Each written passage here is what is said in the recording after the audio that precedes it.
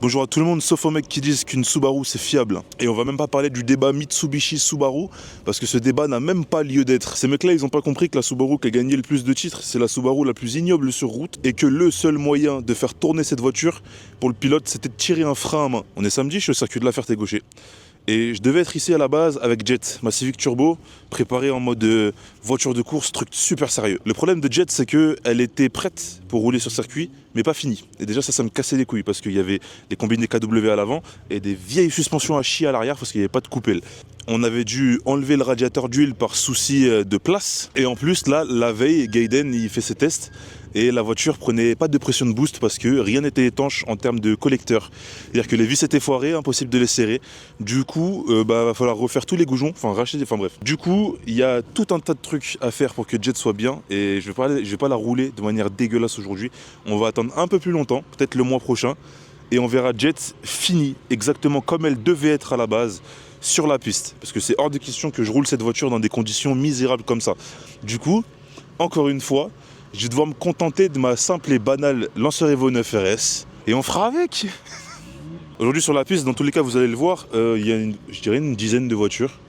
On doit être 10, 11. Et il y a principalement des Alpines et des Lotus. Et il y a une Mazda RX-8. J'espère qu'il ne fera pas comment ça s'appelle, les Apex. Qu'il n'en fera pas un avant la fin de la journée. Parce que les Rotary... c'est bien que dans Initial D. Punisher, la Lancer Evo derrière moi, ça fait 2 fois que tu la vois et je t'ai toujours pas dégainé la vidéo de l'origine, l'histoire de la voiture, pourquoi je l'ai achetée. Et je vais toujours pas le faire aujourd'hui parce que j'ai eu la flemme et j'ai oublié. On va bouger autour de la voiture. On va rouler. On va rouler.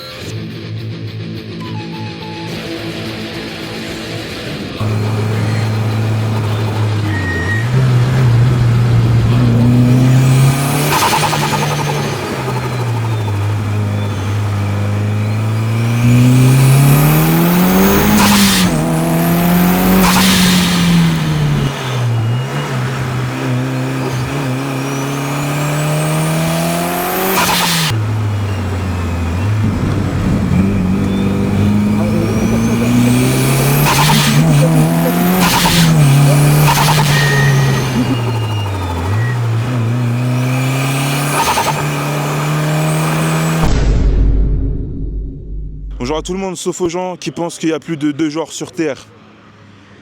J'aimerais bien t'expliquer pourquoi c'est la Volvo qui est derrière moi et pas la Lancer Evo. Mais je pense que te montrer des images, ça sera plus cohérent. Vas-y, je te la remets. Et pour le plaisir du portefeuille, encore une fois. C'est des turbos à roulement à billes en céramique, en twin scroll, pour Lancer Evo 9. Ça coûte super cher et j'en ai plus. Aujourd'hui c'est mouillé et du coup je m'étais dit qu'en 4 roues motrices j'allais clairement m'amuser à Folembray à passer partout en crabe même si j'ai pas le droit. Et du coup je suis venu avec une traction qui est totalement inefficace et inutile sur route mouillée. Mais comme c'est une Volvo, ça va être bien. La Volvo, la distri elle a 4 ans et tu me diras ouais une distri de 4 ans c'est rien, mais en fait la Volvo c'est une voiture de piste donc elle a 4 ans de piste la distri. Donc je vais commencer par y aller mollo et bien la chauffer. Sachant que l'huile, elle a déjà 2 ou 3 sessions. Et de l'huile, même de la 1060, au bout de 2 ou 3 sessions, tu joues avec les couilles du karma. On va s'amuser comme on peut, mais dans le cadre de la Volvo, vu que j'ai encore rien fait dessus, on va être beaucoup plus raisonnable que d'habitude. Ou quand je viens sur ce circuit, c'est vraiment pour tuer la caisse. Mon week-end, il a mal commencé, on va essayer de rattraper. On va essayer de rattraper comme je peux. Parce que ce matin, je me suis réveillé, j'ai dit, j'y veux pas. je boudais. Voiture de Goliath, BMW 36 IS, tout réglable, vraiment couper les réglables 3D, tir en réglable, c'est vrai. Le châssis poussé à son max, les combinés c'est des 1, 2, 3, 4, STX TA, la frappe, c'est ce que j'avais avec Bob et je trouve ça excellent. 307, apparemment pas SW, mais il y a un siège baquet, par contre il y a des pneus d'origine et elle est haute comme jamais, du coup je pense qu'il y a aussi les suspensions d'origine. C'est-à-dire que lui, sa première modification, je pense que... C'est la tienne? C'est à toi? La seule modification que tu as faite, c'est le siège baquet. Non, il y a un stage 2 dessus. C'est quoi le moteur? Un 2 litres HDI. Et pas de châssis? Non. Un 2 litres HDI stage 2 avec un baquet sans prépa châssis. C'est exactement tout ce qu'on aime. Faites toujours le moteur avant de faire votre châssis. Ouais, j'ai un trou gros. La rouille, c'est le carbone SLS. plus il y en a, plus c'est léger. C'est les mêmes pneus que j'avais à Foulambray la première session. Si tu veux l'intérieur. C'est les mêmes que la première session? Tu vois là à l'intérieur là. Ouais. Bah ça c'était quand je les avais usés la première session. Ouais. Je les ai retournés. Parce que du Tu coup les de as l'autre côté, retournés, parce que de l'autre côté, c'était neuf. Ils sont neufs. Ok, ça marche. C'est de l'économie. SLS. C'est une œuvre d'art, hein. C'est 325 E36. Châssis complet avec autobloquant, blablabla. C'est vraiment une œuvre d'art. Par contre, c'est un arabe qui conduit. À chaque fois qu'il la démarre, la voiture est casse. Il fait des tours de rond-point comme un golemon au lieu de faire bien. Regarde. Mets-toi là où je suis. Viens de mon point de vue. Il a pris un trottoir et c'est exactement pareil de l'autre côté. Va te faire enculer, Yanis. Va te faire enculer. Et c'est un keuf, lui. Ça va ou quoi? Twingo 2 Cup, SLS. Semi-slick, c'est quoi la prépa? Les châssis? Ouais, alors je suis j'ai 4 jantes. Jantes de Clio 2 RS. Ouais, c'est des Turini. Enfin, Ok. Après 4 semi-slick. Ouais. Suspension d'origine, mais je suis en châssis cup. Châssis Cup, Admission ok. dynamique. Admission carte dynamique. méthanol. Les mecs, vraiment, sous-estimez pas les Twingo. Surtout les Twingo 2. Il y a un mec, il faudra que j'aborde le sujet, parce que c'est chaud d'aborder ce sujet, qui s'appelait Le Mec en Twingo. Faut que je vous dise qu'est-ce qu'il est devenu et pourquoi il poste plus depuis quelques mois. Et faut pas oublier qu'avec cette voiture-là, ce mec-là tenait une 911 en colle. Et là, j'attends dans les commentaires les gens qui vont dire ah mais le mec avec la 911 là, oui, là, il tapait des fonds de rupture, gros, laisse tomber. Il arrivait pas à le semer. Oh, viens voir. Twingo 2 RS, vraiment foncé, c'est vraiment trop bien. Et moi je suis venu avec ma Volvo de merde. Enfin ma Volvo de merde. La Volvo. Et on va rouler.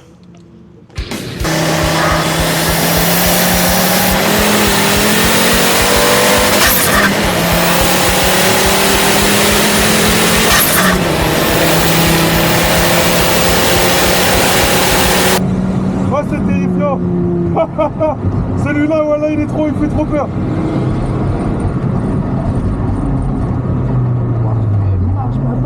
Ouais elle est pas mal hein.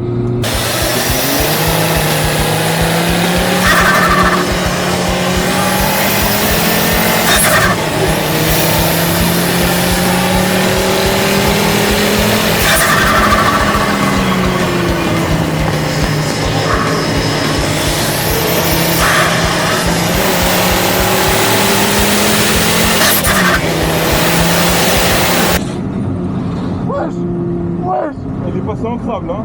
Ouais, ça ouf. Je freine fort, après je freine de moins en moins. Ouais, Alors que j'appuie de plus en plus fort. ouais. Mais t'as duré ta vie ou pas? Ouais. Donc là c'est le mètre cylindre. C'est sûr, mettre cylindre. Mètre cylindre avec une grosse bulle d'air je pense. Ouais. Tu m'as dit au fond, je suis au fond.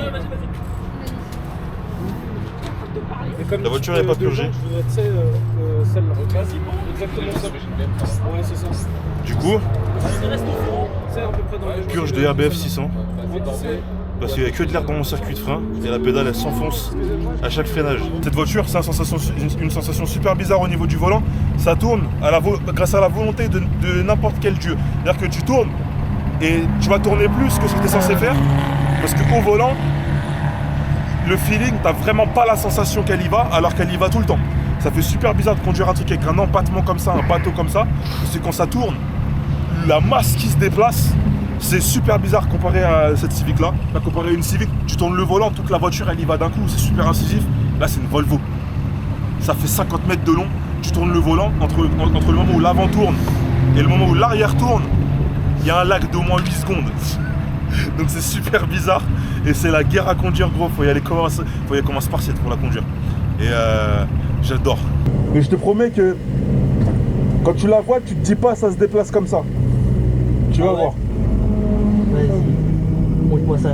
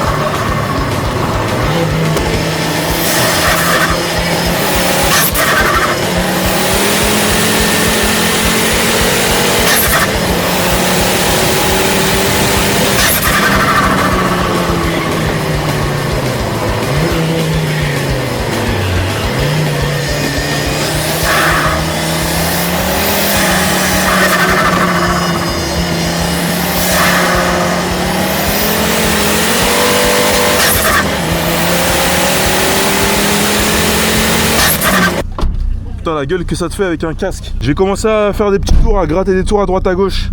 Là, je suis avec Goliath, 318 IS, full rotulé, full réglable, full mes couilles. Est-ce que un châssis complet peut compenser Non. 140 chevaux? Non. Ah ouais? Tu tournes en combien? Une 9. Et t'as jamais fait mieux? J'ai fait mon record, c'est une 9.6.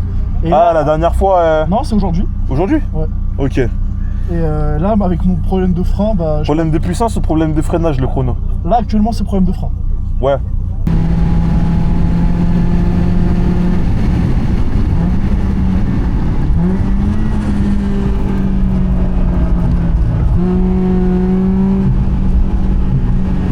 Putain! Chope-le! Chope-le! Ouais! Ouais! Non! Non! Non! Wesh! Ah non, c'est le diesel!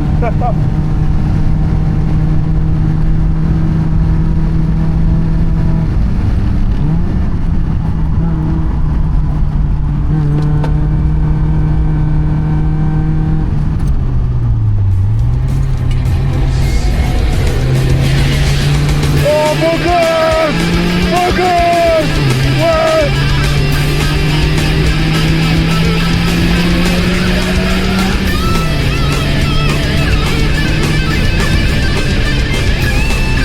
Oh putain! Mec, comment tu freines tard?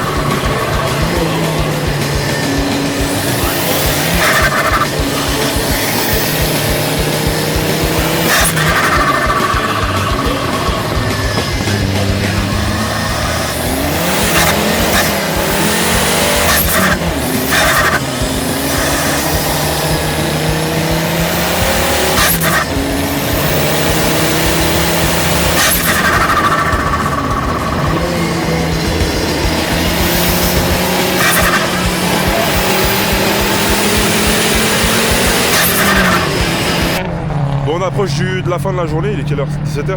17h30, il est 17h passé, 17h20 même. 28, dans 2 minutes, c'est fini. Dans 2 minutes ça ferme. Journée de malade. Bon, même si bon, la Volvo, en vrai, elle y va fort. Mais je vais changer le mètre cylindre. Et le problème, c'est que là, elle est plus adaptée au Touguet qu'à la piste. Parce que c'est pas endurant. Ouais. C'est méga. Par contre, qu'est-ce que ça marche? T'en as pensé quoi? Bon, franchement, ça marche de zinzin. Ça marche de zinzin, En vrai, il manque le torsel. Il manque l'autobloquant. Il manque le Sortie d'épingle. Surprise, ma surprise. Son tas de merde. Je vais le dire haut et fort, hein. Je l'ai vanné pour ces coupelles réglables 3D, ces trucs rotulés, ces tirants réglables. Je dis, hey, t'as 4 cylindres, t'as 140 chevaux, nanana, fais une prépa moteur. La tête de ma mère, il a l'un des meilleurs châssis dans lesquels je suis monté. C'est trop une dinguerie. Surprise de malade. Ta voiture, le comportement, le fait de pouvoir freiner aussi tard sur les freins et qu'elle chasse pas du cul. N'importe quelle voiture là, t'as dit que tu chasses du cul. Ah ouais, non mais ouais. Yanis E36 328i, donc 325i. 325i, mais avec 192. il a plus. Il a 120 os et il a sûrement plus parce qu'il a un collecteur inox et tout. Voilà, donc il a dans les 200 chevaux. Goliath, tu lui as mis 2 tours avec 140 moteur stock.